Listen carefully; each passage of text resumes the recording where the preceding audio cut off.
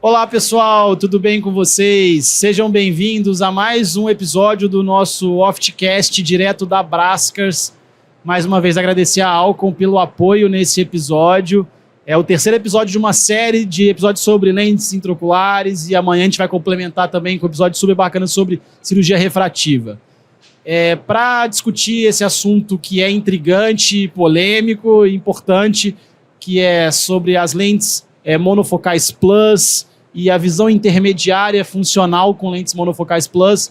Tenho o prazer de apresentar duas figuras que são muito brilhantes e amigas. Então, queria dar as boas-vindas para a doutora Luciana Cunha, minha conterrânea de Juiz de Fora, doutora e especialista em catarata pela USP, diretora do Hospital de Olhos de Juiz de Fora. É um prazer te receber, Lu.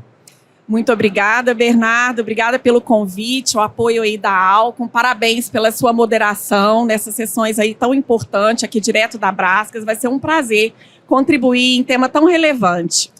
Também queria dar as boas-vindas ao Dr. Ivan Corso, que já participou com a gente diversas vezes, cara super competente, inteligente, gente boa. E vamos falar, né, ele que é diretor da Vision One São Paulo, especialista em catarata pela Santa Casa, está aí no doutorado na Unifesp agora. É um prazer te receber, doutor Ivan. Eu agradeço o convite, Bernardo, Alcon, prazer revê-lo. Eu gosto pra caramba dessas mesas de conversa, né? Que você se sente mais confortável para trocar uma ideia tranquilão, né? Então acho que vai ser bastante produtivo aqui hoje. É menos engessado ali do que uma sessão de congresso. Eu tô quase ficando bom nisso, já a quarta vez que a gente faz. Isso aí, vai virar sócio, vai virar sócio. Bom, vamos lá, pessoal. Então, nesse universo, a gente já falou de trifocais, já falamos de EDOF, agora o papo é sobre LIOS monofocais Plus. Né? E nesse universo das LIOS monofocais Plus tem muita dúvida, né? Existe muita controvérsia nesse assunto, a gente precisa esclarecer alguns pontos. Doutor Ivan, já vi você falar sobre isso, eu queria que você explicasse para a nossa audiência. Às vezes tem algumas pessoas que não têm tanta familiaridade com o LIOS Premium, então a gente vai ser até mais básico aqui. Qual que é a diferença entre uma LIO esférica e uma LIO asférica? E quais são os tipos de LIOs asféricas que a gente tem disponível no mercado? E como a gente pode usar isso, essa asfericidade das lentes, para escolher a melhor lente para o nosso paciente, a depender, por exemplo, das características da córnea do nosso paciente? Bom, excelente. Então, a ideia inicial, o que é uma lente esférica? Vamos lá do básico, vou tentar ser um pouco rápido, mas a ideia é explicar tudo. Uma lente esférica tem o mesmo raio de curvatura em todos os seus pontos. Qual que é o problema disso? Pela lei de Snellen, quanto mais oblíquo o raio pega numa superfície para refratar, maior vai ser o poder. A gente vai falar de lente positiva para facilitar, maior vai ser o poder de convergência dessa lente. Então, uma lente esférica completamente, os raios mais periféricos eles vão convergir mais do que os raios mais centrais, gerando um foco mais míope, entre aspas, e gerando o que a gente chama de aberração esférica positiva. Aí, Ivan, por que é positiva se é um foco mais míope? Para as aberrações de baixa ordem, a gente usa o sinal da correção. A gente usa o sinal do óculos que precisa. Na verdade, um míope ele tem uma aberração de baixa ordem positiva. Precisa de um óculos negativo para corrigir aquilo. E nas aberrações de alta ordem, a gente usa o inverso. Então, não faz muito sentido, né? Às vezes o pessoal se confunde bastante com essas nomenclaturas, mas a ideia é essa. Uma lente de asfericidade neutra, a ideia dela é que todos os focos, tanto os centrais como os periféricos, foquem num mesmo ponto. Para isso acontecer, ela precisa ser menos curva na periferia. Então, ela tem uma curvatura maior no centro e menos curva na periferia. Isso é só para as lentes de asfericidade neutra, que não geram nenhuma aberração. Mas existem também as lentes de aberração esférica negativa, que vão fazer um outro papel. Na verdade, esses raios periféricos eles vão se formar depois da retina em relação aos raios centrais. O que junta tudo isso e por que tiver a ideia dessa lente de aberração esférica negativa?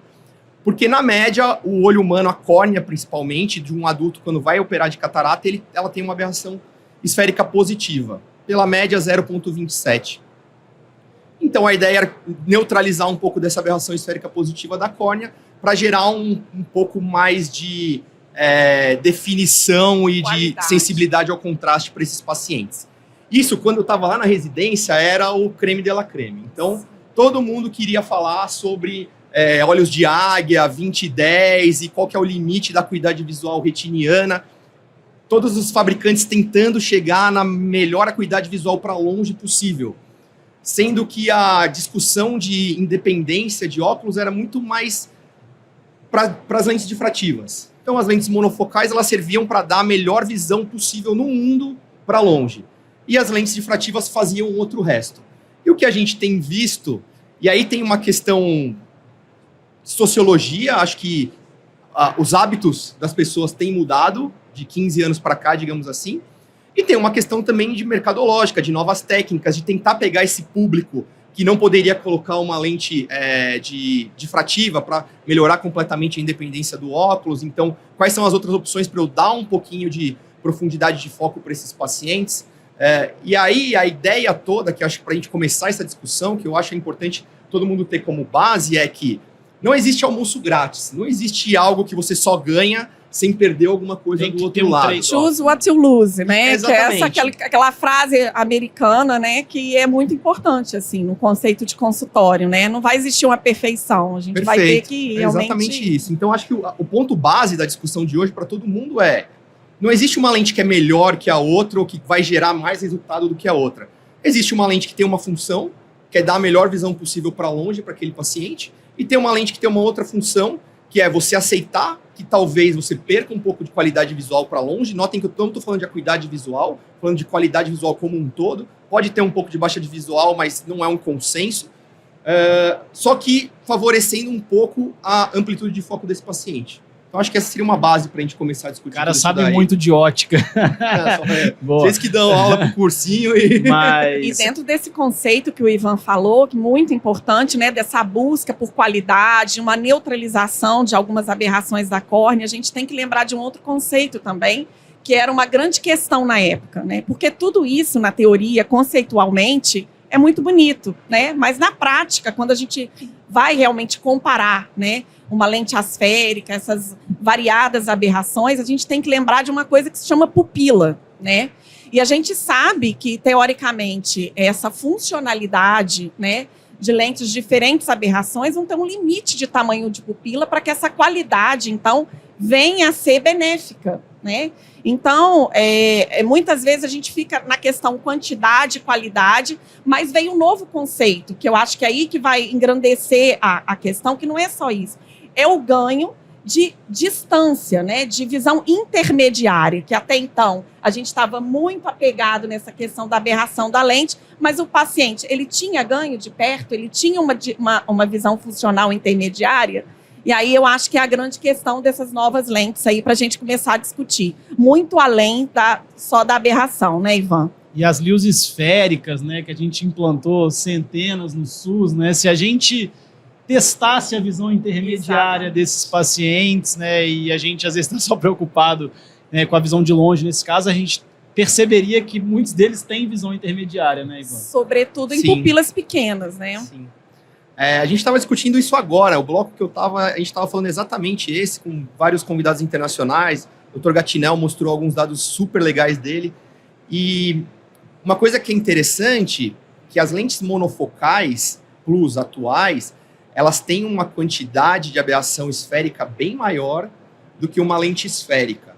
Então, as lentes esféricas, sim, a gente teve muito caso, e eu falo isso para todo mundo e continuo falando. Tem paciente da residência, colocava lente esférica e ficava 20/20 J1, e a gente não queria entender, queria tentar explicar de alguma forma e não sabia direito. Na verdade, a gente sabe, se você juntar um pouco de aberração esférica positiva da córnea, com mais um pouquinho de aberração esférica da lente, mais um pouquinho de pupila pequena, esse paciente tem uma chance grande de ter uma visão de perto. Sim.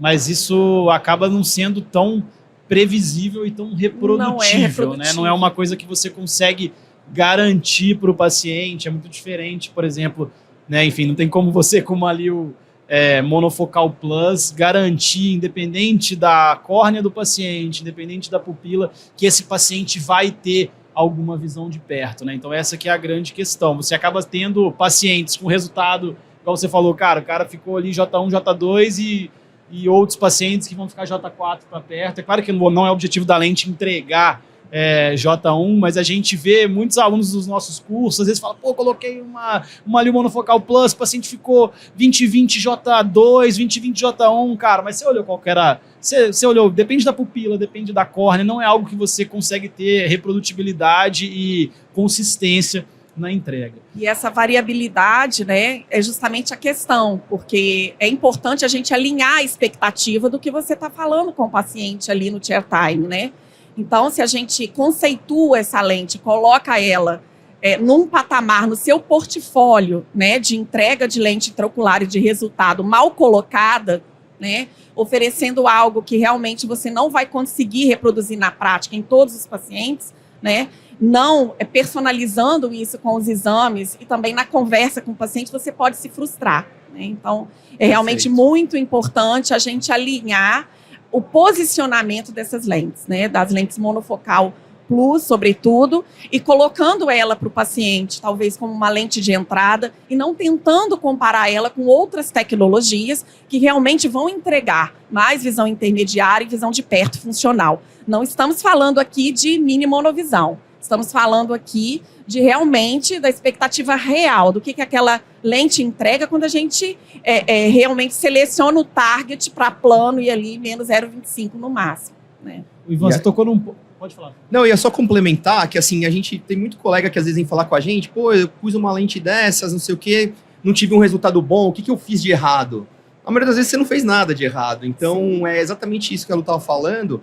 Existe uma variabilidade porque a lente é dependente de diversos fatores anatômicos do olho, de prima, né? Tamanho de pupila, aberração esférica da córnea, profundidade de câmara anterior, a gente sabe que tem impacto nessas lentes. Então, juntam essas coisas e não necessariamente você vai ter o mesmo tipo... E não é nem só para essa lente, na verdade. Com todas as lentes você vai ter variabilidade de resultados. E em várias dessas vezes, tudo bem, tem casos que teve alguma falha, tem um problema foveal que não foi visto, tem alguma alteração, uma gutata leve na córnea, que já está dando um pouco de scattering de luz, baixando um pouco a qualidade visual.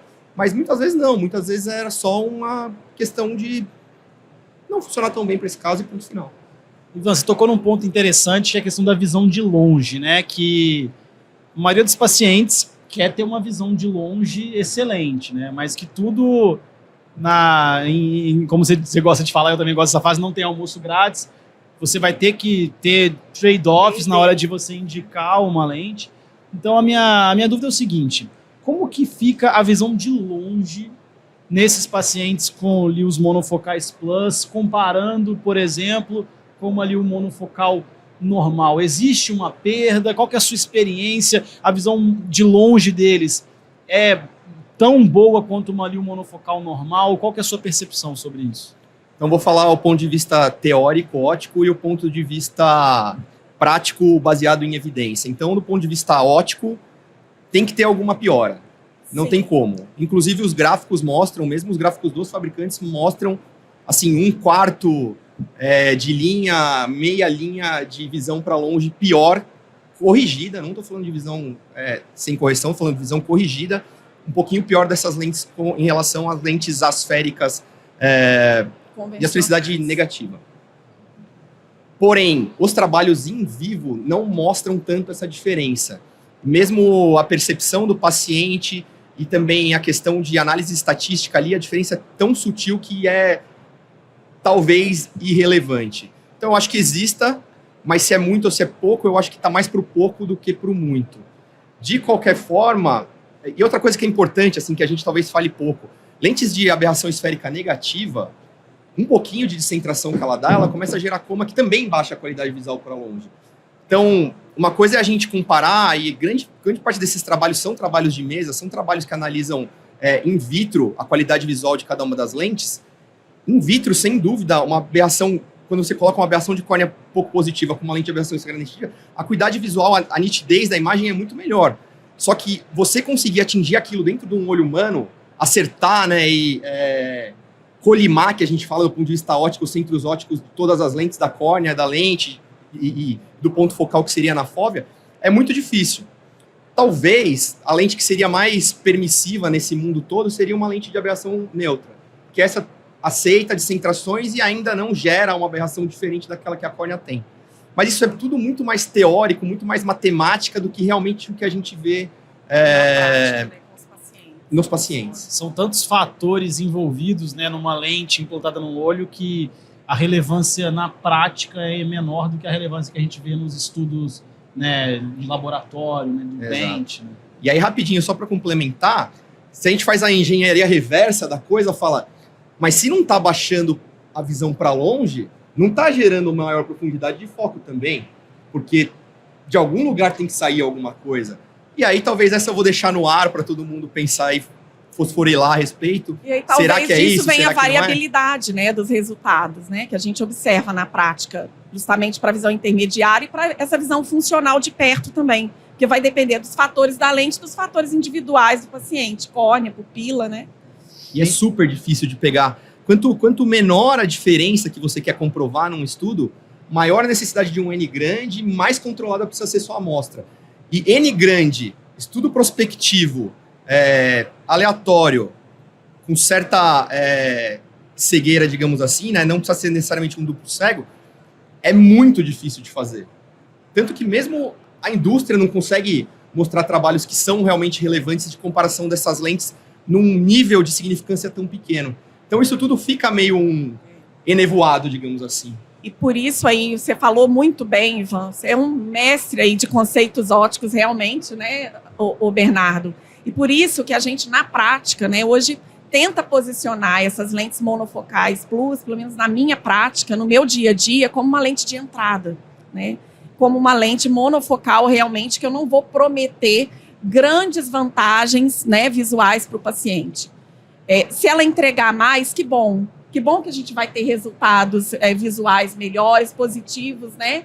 Que vai realmente trazer mais pacientes, né, felizes para o consultório, mas sem colocar uma expectativa a mais. É uma lente monofocal, né, que realmente tem uma evolução ótica ali, como já teve a correção das aberrações, mas que eu não vou poder tocar nesse assunto com o paciente de uma entrega maior, que eu não possa colocar essa entrega de forma reprodutível para todos os pacientes, mesmo analisando de forma personalizada os exames desses pacientes, né? Como o Ivan bem colocou aqui, com os princípios óticos aí que a gente tem que levar em consideração.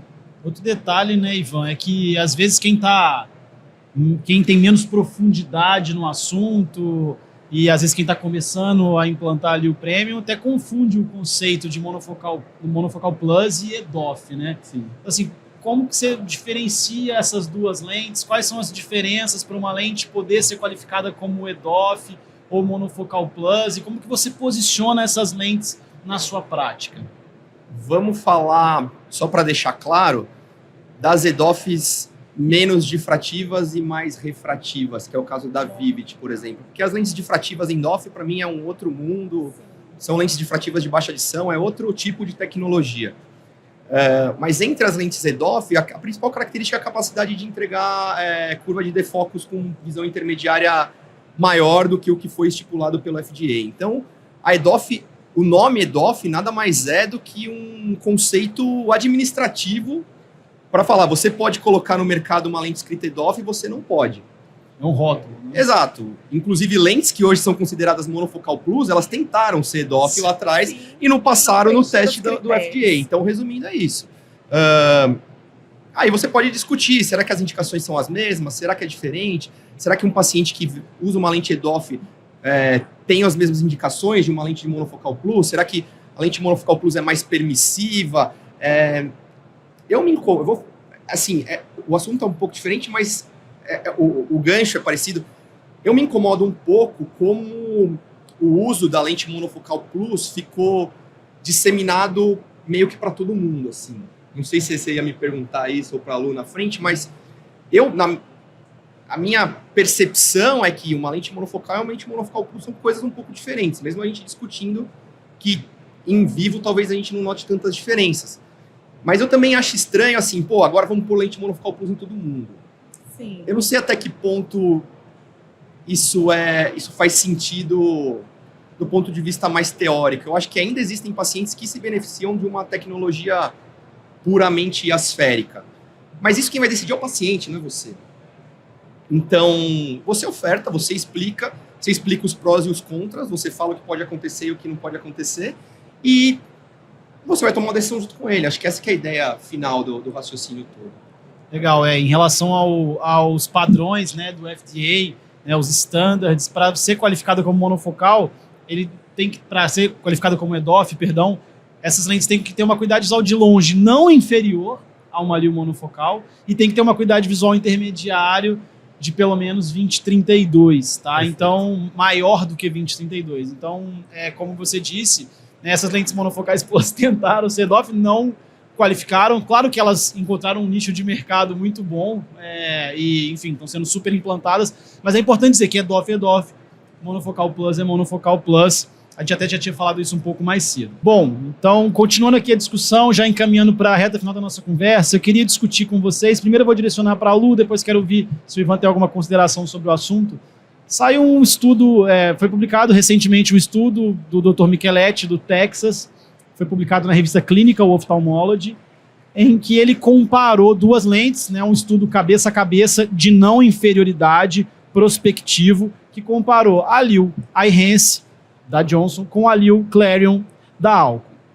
Foram 155 pacientes em cada grupo, 310 olhos em cada grupo, então a gente teve mais de 600 olhos no estudo, e o endpoint primário estudado foi a acuidade visual intermediária com correção, sendo outro endpoint estudado a acuidade visual de longe com correção.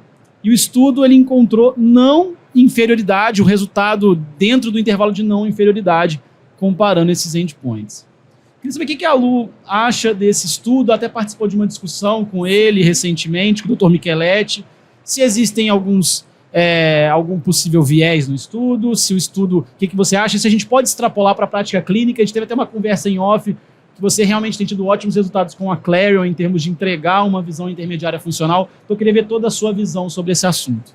Então, esse estudo realmente muito interessante e ele vem de encontro exatamente a isso que a gente está conversando aqui com o Ivan, desses achados da vida prática, né, e não de mesa de laboratório. Então, vem de encontro mostrando, então, esse resultado de não inferioridade, uma lente monofocal asférica, quando comparado com uma lente monofocal plus, quando a gente deixa o target plano nos dois olhos desse paciente. Então, sem prometer uma visão funcional de perto, sem fazer mini monovisão. Então, é um estudo que mostra, né, claramente para a gente, com essa amostra grande que a gente tem, né, que as lentes monofocais asféricas, elas têm a capacidade de entregar uma visão funcional intermediária, sim, não inferior a uma monofocal plus. Então, isso, em primeiro lugar, posiciona muito bem clinicamente na nossa prática as lentes monofocais plus, né? Como eu comentei aqui antes, na minha prática, como uma lente de entrada, certo? Então, se a gente precisava de um subsídio, de uma evidência, esse trabalho ele nos dá essa evidência. Agora, a gente sabe, e o Ivan vai poder comentar isso muito bem também, o que a gente tem é uma grande variabilidade, não só nos olhos e na personalização dessas lentes, mas no jogo refracional que cada cirurgião faz no seu dia a dia com as lentes monofocais plus. Então, o que a gente mais vê é uma tentativa de uma entrega de visão intermediária um pouco maior e perto, realizando, então, a mini monovisão, né? Então, eu acho que esse trabalho vem desmistificar um pouquinho, né, essa questão, então, polêmica aí. E uma pergunta que eu deixo no ar. Quem mede a visão intermediária dos pacientes que implantam lente monofocal asférica no dia a dia? Né? Isso traz surpresas interessantes, né, quando a gente começa a fazer essa medida dentro do consultório. Que foi justamente o que o trabalho mostrou, a não inferioridade. E na prática, você mesmo mencionou que você tem tido bons resultados com a Clarion como uma lente, como você falou, mais de entrada para os seus pacientes, e que ela tem, sim, entregado uma visão, dependendo, claro, de pupila, aberrações da córnea, mas uma visão intermediária funcional para muitos pacientes, né, Lu? Sem dúvida, né? Então, a gente teve algumas questões aí agora recentes no mercado, né, com a lente Eyhance, que é uma lente que eu utilizei muito aí nos últimos anos, né? E a gente ficou meio órfão, né, de monofocal plus, assim, né, dentro do nosso portfólio. E introduzimos, então, a lente Clarion como nossa lente de entrada e tivemos essa satisfação de pacientes realmente muito felizes aí com a visão intermediária e, sobretudo, quando a gente lança a mão de mini monovisão. Então, a gente entrega dentro da expectativa alinhada com o paciente dentro do consultório. Nem mais, nem menos. Né? Importante dizer que não é um estudo de não inferioridade, né? Então, ele não quis provar que que Clarion é melhor do que a Ihense, é um estudo de não inferioridade. Então, assim, na hora de interpretar o estudo também isso tem que ser levado em consideração. E, enfim, como você falou, né, muitas pessoas tiveram algumas ressalvas em relação a esse estudo, porque no final ele faz uma extrapolação, avaliando ali os resultados, considerando um target mais negativo para ali o Clarion. Porém, ele deixa claro que isso foi uma extrapolação que ele fez para fins de estudo, mas que a comparação cabeça a cabeça tinha sido com o target plano, né? Enfim, é um estudo que veio para... Tem que ser interpretado com cautela, a gente tem que levar em conta que foi um estudo com industry bias, né? Foi a Alcon que patrocinou o estudo, tudo isso tem que levar em consideração, mas trouxe ao menos alguns questionamentos relevantes, e quem sabe um próximo passo, novos estudos, né, podem ser feitos para elucidar um pouco melhor essa questão. Seria interessante um clinical trial mesmo, né, da lente Ihense e a sua performance, né, real aí, com a visão intermediária e visão funcional de perto eu não vou nem entrar, porque não é a proposta da lente, né, mas com essa visão intermediária aí, prometida com esse Ihense, né, de aberração asférica aí que a gente tem no centro da lente. Isso a gente ainda não tem, né, esse clinical trial que mostra isso, só a proposta da tecnologia. Acho que assim, qualquer trabalho, mesmo que seja para criar dúvidas, ele tem sua utilidade. Então, se ele levantou alguma coisa, mesmo que não tenha sido do ponto de vista científico ideal, porque a gente sabe que tem limitações, acho que pelo menos a dúvida que criou é no mínimo interessante de ser avaliada em trabalhos mais robustos. Uma coisa que talvez eu penso não inferioridade, talvez possa ser não superioridade também. Sim. Então, não necessariamente a Clarion se comporta como uma monoplus, mas talvez uma monoplus se comporta como uma lente monofocal normal quando você junta um N de vários pacientes diferentes, que não tem um controle rígido das características anatômicas, que foi aquilo que a gente conversou lá atrás. Então, no fim das contas, a coisa meio que se dilui num N grande e fica todo mundo menos parecido. Que se você for pensar, não é muito diferente do que a gente vê na prática clínica. Então, tem um paciente que vai ficar excelente e tem um outro que não fica tanto. Só que como está todo mundo nivelando por baixo o resultado, quem ficou melhor, ótimo. Quem não ficou, você não tinha prometido nada também. Talvez seja interessante selecionar esses pacientes ótimos.